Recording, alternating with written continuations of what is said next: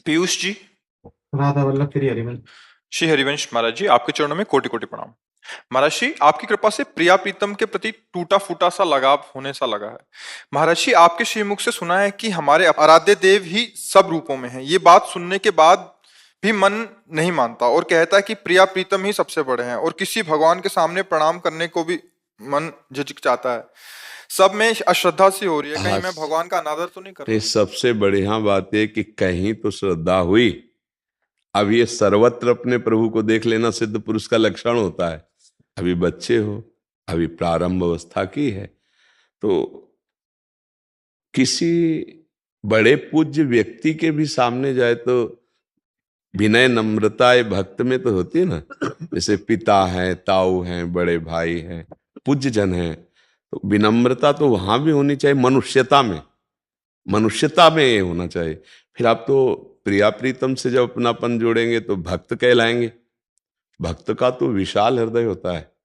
इतना तो हमें समझना है कि पावर शक्ति एक है और उसी के द्वारा सब कुछ संचालित हो रहा है।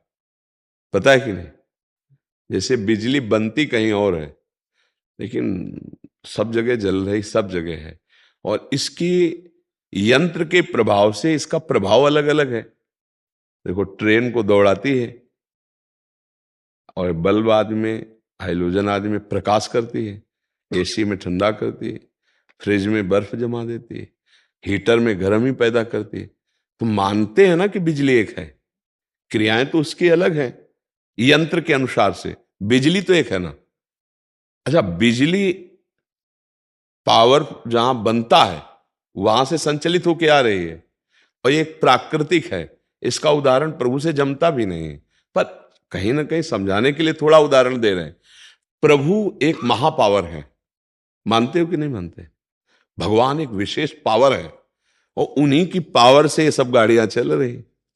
जितनी सृष्टि जड़ चैतन्य सब उसी के पावर से है। तो हम उस पावर को नमस्कार करें, क्या परेशानी हो जाएगी? क्यों?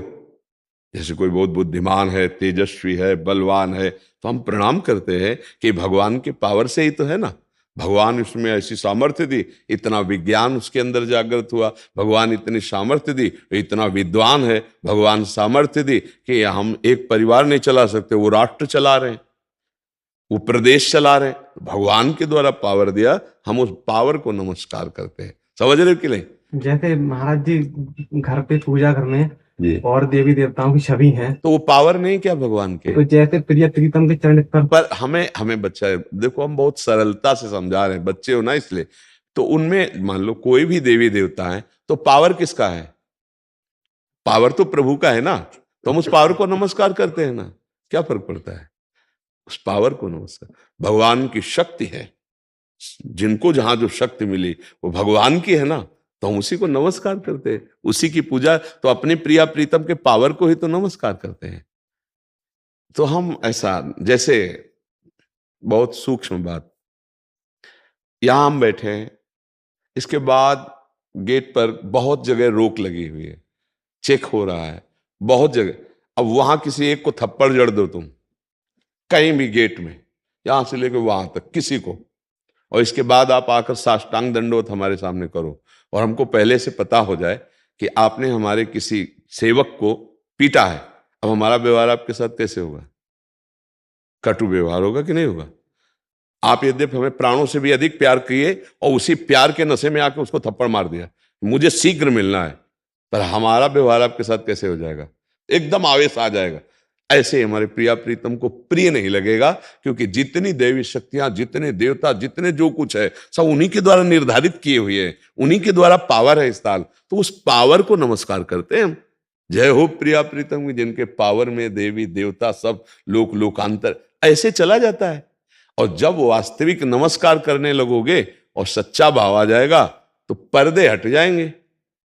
जो हमारे सब पर्दे हट जाएंगे, तुमको खुला दिखाई देगा कि केवल प्रिया प्रीतम जैसे मंदिर में विराजमान है, ऐसे हृदय मंदिर में सबके विराजमान है।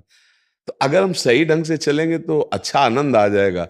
नहीं तो हम कभी अगर ये इस वृत्ति से तो किसी किसी की निंदा भी कर देंगे, अपमान भी कर देंगे, तो वो सीधा वहीं पहुंचेगा आपके इष्ट के प्रति, और आपका इष्ट आपसे असंतुष्ट हो जाएगा, पक्का समझो, क्योंकि पावर उन्हीं का दिया हुआ है।